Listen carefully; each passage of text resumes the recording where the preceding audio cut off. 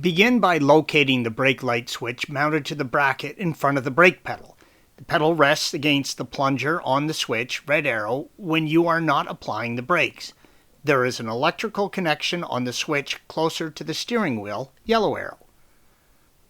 Gently wiggle and pull the electrical connection off the switch, red arrow. These wires can get old and brittle over time, so be cautious. The switch is held in place by two 17mm nuts that hold it in place by tightening them down, one on each side of the mounting bracket of the shaft of the switch.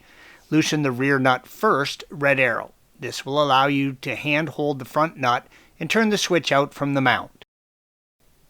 This photo illustrates the two nuts on the switch, red arrow.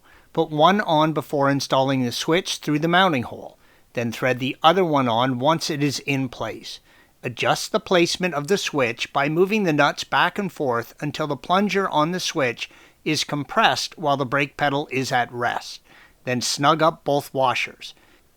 Reinstall the wiring connection and you are done. Thanks for watching.